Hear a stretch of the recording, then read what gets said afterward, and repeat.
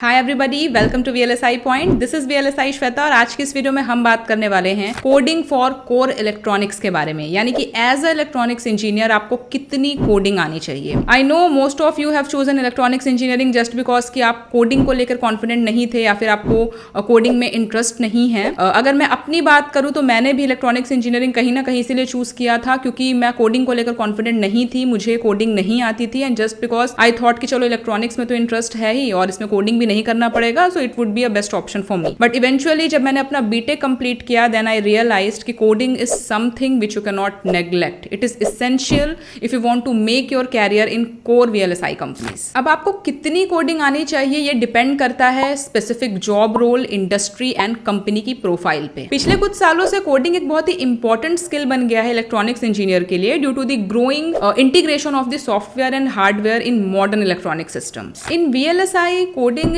not only about writing the softwares but it's more about describing the behavior and structure of electronics component and for that we use hardware description language। अब कितनी coding required है ये depend करता है कि आप किस job role को टारगेट कर रहे हैं। Embedded system, firmware development, digital signal processing, designing, verification, ये कुछ ऐसे डोमेन है जहां पे कोडिंग इसेंशियल होता है, यहाँ पे कोडिंग आपको आनी ही चाहिए।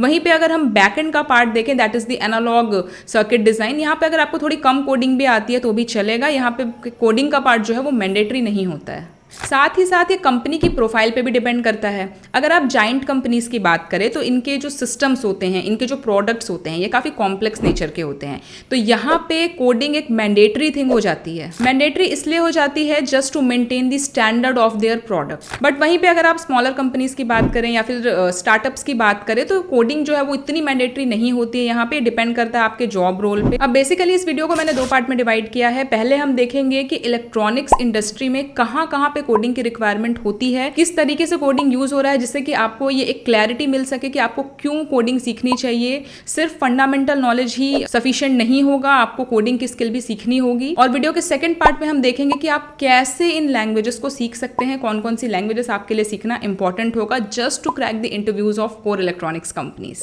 सबसे पहला है hardware design. So hardware designing is something which is at the core of creating integrated circuit. Companies को ऐसे इंजीनियर्स की जरूरत होती है जो हायर लेवल स्पेसिफिकेशन को समझ सके और उसे कन्वर्ट कर सके फंक्शनल हार्डवेयर में। और इसके लिए जो लैंग्वेज यूज की जाती है वो है हार्डवेयर डिस्क्रिप्शन लैंग्वेज, जिसके थ्रू हम इलेक्ट्रॉनिक्स कंपोनेंट के बिहेवियर को रिप्रेजेंट कर सकते हैं। सेकेंड है वेरिफिकेशन एंड वैलिडेशन।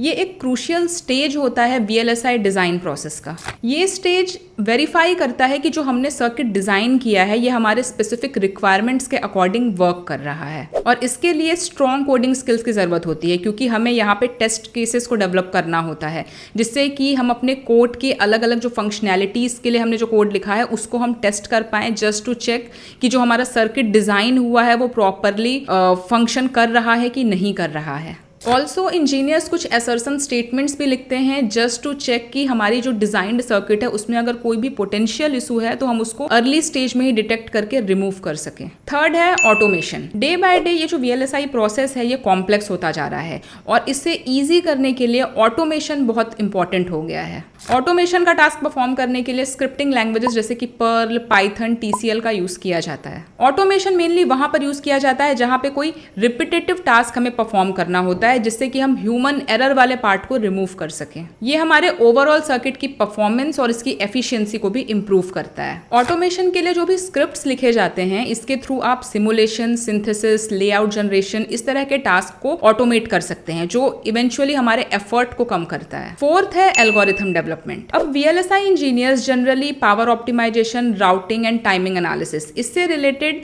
कई सारे प्रॉब्लम्स को एनकाउंटर करते हैं और इसे सॉल्व करने के लिए बहुत ही इफेक्टिव एल्गोरिथम्स की जरूरत पड़ती है। सो कोडिंग के थ्रू हम ऐसे इफेक्टिव एल्गोरिथम्स को इंप्लीमेंट कर सकते हैं। So engineers need to develop an algorithm so that they can optimize the placement of component on a circuit just to reduce the power consumption so that our circuit can perform efficient operation. और इसके लिए जरूरी होता है कि आपकी coding skills strong हो। अब इफेक्टिव एल्गोरिथम्स को डेवलप करने के लिए आपका डेटा स्ट्रक्चर क्लियर होना चाहिए, आपके मैथमेटिकल कंसेप्ट्स क्लियर होने चाहिए, आपको जो टेक्निक्स आप यूज कर रहे हैं उसका ऑप्टिमाइजेशन आपको पता होना चाहिए, जिससे कि आप ये इंश्योर कर सके कि जो एल्गोरिथम आपने डिजाइन किया है वो बेस्ट पॉसिबल परफॉर्मेंस प्रोवाइड करेगा in terms of speed, area and power. तो ये हमने देख लिया कि VLSI इंडस्ट्री के किस किस सेगमेंट में कोडिंग की हमें जरूरत होती है। It's your hardware design, it's your verification and validation, algorithm development, automation. So if you are planning to make your career in these specified domains, then yes, you need to know the coding. Now let me tell you one thing,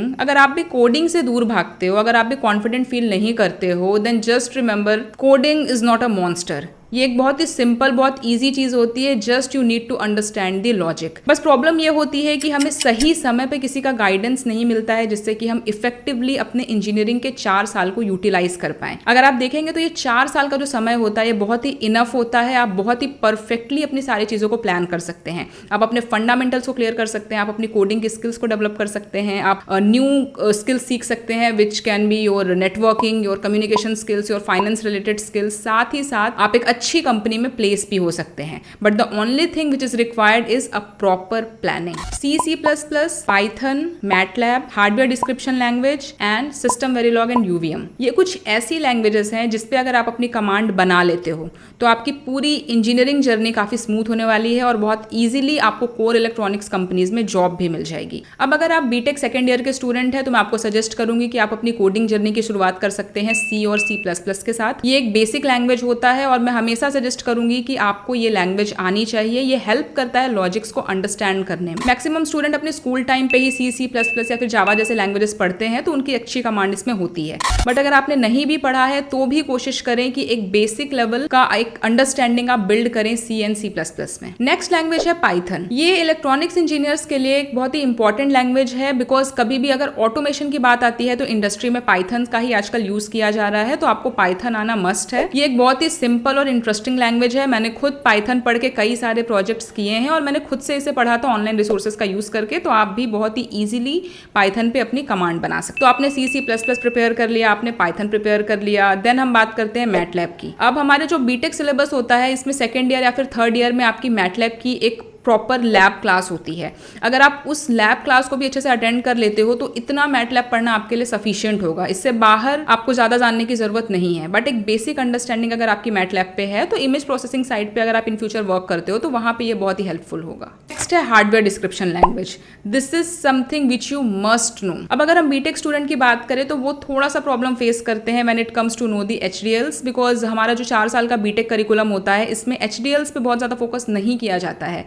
although हमारी lab class होती है जिसमें इधर Verilog या फिर VHDL पे work करते हैं, कुछ प्रोजेक्ट्स आपको करवाए जाते हैं, बट उतना इफेक्टिवली इसे नहीं पढ़ाया जाता है। वहीं पे अगर हम एमटेक स्टूडेंट्स की बात करें तो इनके करिकुलम में प्रॉपर सब्जेक्ट होता है HDLs का, इसलिए एमटेक स्टूडेंट्स की कमांड होती है। But as a B Tech student आप अपने कॉलेज करिकुलम पे ही डिपेंडेंट ना रहें। कई सारे ऑनलाइन रिसोर्सेज अवेलेबल हैं जिसका यूज करके आप HDLs पे अपनी अच्छी कमांड बना सकते हैं। मैं पर्सनली रेफर करती हूँ कि आप वेरिलॉग से शुरू कर सकते हैं। इधर वेरिलॉग और VHDL दोनों में से आप अगर कोई एक लैंग्वेज पे भी अच्छी कमांड बना लेते हैं that will be more than enough. मैं पर्सनली वेरिलॉग ज्यादा प्रेफर करती हूँ बिकॉज वेरिलॉग का जो सिंटेक्स है वो C लैंग्वेज से काफी मिलता जुलता है, तो एक ईज हो जाती है इसको पढ़ने में। Last one is your system Verilog और UVM। अब ये थोड़ा एडवांस लैंग्वेज में आ जाता है। यहाँ पे जरूरी नहीं है कि आपको बहुत ज्यादा इन डेप्थ कंसेप्ट पता हो। अगर आपको बेसिक भी आता है सिस्टम वेरिलॉग एंड UVM के बारे में then it will be more than enough. ये एक प्लस पॉइंट होगा आपके लिए इंटरव्यूज के टाइम पे। तो फाइनली आपको करना क्या है, बीटेक के अर्ली डेज से ही कोशिश करें कि ये जो लैंग्वेजेस मैंने आपको बताई हैं इस पे अपनी कमांड बनाना शुरू कर दें।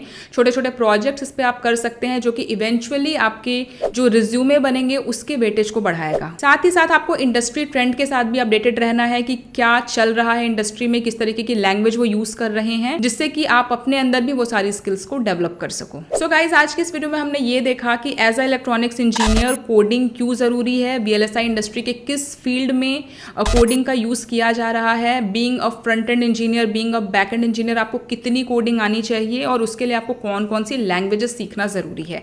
ये सारी चीजें हमने डिस्कस की आज के इस वीडियो में। Hope this content will be useful for you. अगर वीडियो अच्छी लगी है तो इसे लाइक करना। हमारा प्लेसमेंट सीरीज का जो प्लेलिस्ट है ये भी स्टार्ट हो चुका है, अगर आपने नहीं देखा है तो आप जरूर गो थ्रू करें, ये आपके इंटरव्यूज में काफी हेल्पफुल होगा। So see you soon guys, we will meet in the next video.